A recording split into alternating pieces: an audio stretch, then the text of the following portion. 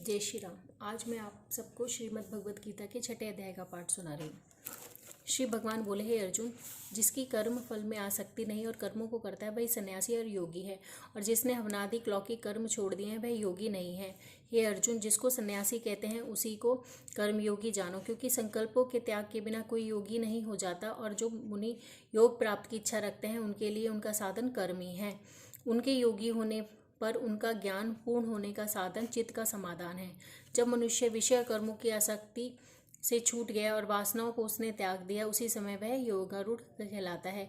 जिसने मन स्वाधीन कर लिया है वह अपना हितकारी है, और जिसने विवेक का त्याग किया है वह स्वयं का ही शत्रु है। मन को जीतने वाले शांत स्वभाव मनुष्य की आत्मा शीत उष्ण सुख दुख मान अपमान इन दोनों से भी अत्यंत स्थिर रहती है। जिसने ज्ञान विज्ञान से अंतःकरण को तृप्त कर लिया है, जो निर्विकार हो गया है और अपनी इंद्रियों को वश में कर लिया है, जो मिट्टी पत्थर सोने का एक सा समझा जाता है, वही योगी कहलाता है। सुहृद मित्र शत्रु उदासीन द्वेषी मध्यस्थ द्वेष करने योग्य बंधु वर्ग साधु और पापी, इन सब में जो समान दृष्टि रखता है वही श्रेष्ठ है। योगी पुरुष को मन और आत्मा को अपने वश में करके वासनाओं और समस्त प्रपंचों को त्याग किसी एकांत स्थान में पहले कुश, उसके ऊपर मृगादिकों का चर्म और उसके ऊपर वस्त्र बिछावे। स्थान ना तो बहुत ऊंचा हो ना ही बहुत नीचा हो, उस पर मन को एकाग्र करके चित्त और इंद्रियों को रोककर बैठना चाहिए। आत्मशुद्धि के लिए योग करना चाहिए। शरीर मस्तक और गर्दन को सम अचल स्थिर करके अपनी नाग के अग्र भाग को देखते हुए सब दिशाओं से अपनी दृष्टि हटाएं। भयरहित होकर शांतचित्त से ब्रह्मचर्य व्रत पालन कर मन को रोककर मुझ में ही लीन हो मन को योग में लगाएं। इस प्रकार मन को वश में करने वाले योगी को निरंतर योगाभ्यास करते रहने से मुझ में रहने वाली और अंत में निर्वाण पद अर्थात मेरे स्वरूप में लीन होने वाली शांति प्राप्त होती है। हे अर्जुन, जो अधिक भोजन खाता है या अनेक दिन उपवास करता है, जो बहुत सोता है या जागता रहता है, उसको योग प्राप्त नहीं होता। जो उपयुक्त आहार व्यवहार करता है, कर्मों का योग रीति से पालन करता है, जो यथा समय सोता है और जागता है, योग ऐसे पुरुष का दुख मिटा देता है। तब संयम को प्राप्त हुआ चित्त अपने आत्मा ही स्थिर हो जाता है और सब कामनाओं से निवृत्त हो जाता है। तभी योगी पद पा जाता है। जिस प्रकार वायु रहित स्थान में रखा हुआ दीपक चलायमान नहीं होता, उसी प्रकार योगी अपने चित्त को निश्चल कर रखकर उसका संयम करता है और अंतःकरण की समाधि लगाता है। जिस जिस अवस्था में योगाभ्यास के कारण चित्त का वेग रुककर विषयों से पृथक होने लगता है, और जब शुद्ध अंतःकरण से आत्मा को ही देखकर आत्मा में ही संतुष्ट होता है, जिस अवस्था में वह अत्यंत सुख को जो इंद्रियों द्वारा जाना नहीं जा सकता वरन केवल बुद्धि से जाना जाता है, अनुभव करता है।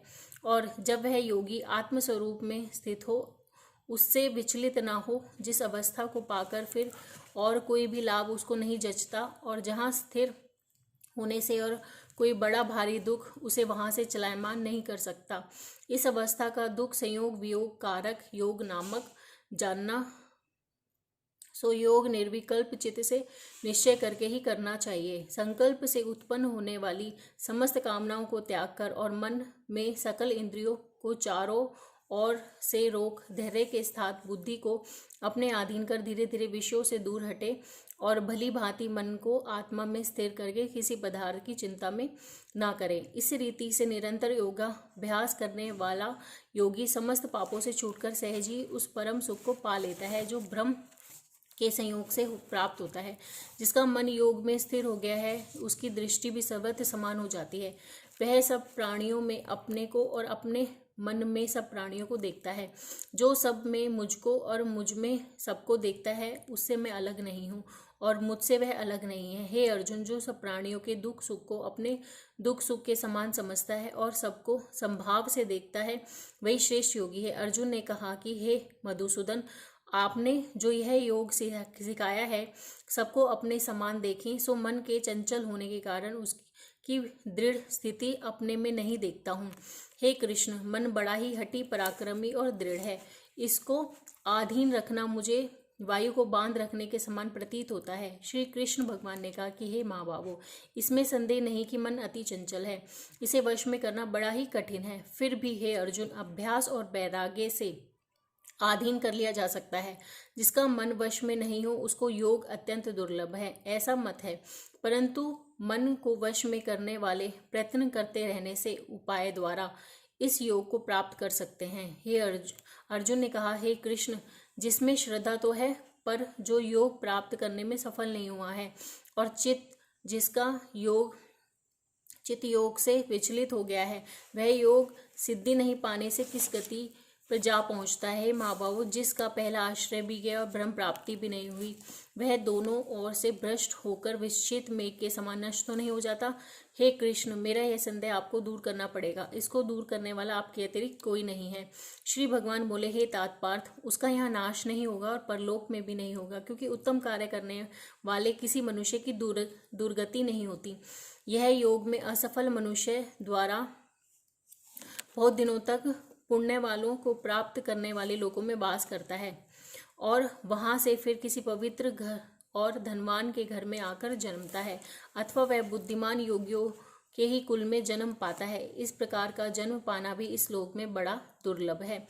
बड़े श्रम और यत्न से जो योगाभ्यास करता है, वह पापों से शुद्ध होकर अनेक जन्मों में प्रसन्नता से परिश्रम करके सफल होता है और परम गति को पाता है। बड़े बड़े तपस्वियों में योगी श्रेष्ठ है, ज्ञानियों से भी योगी श्रेष्ठ है। इसलिए हे अर्जुन, तुम योगी बनो।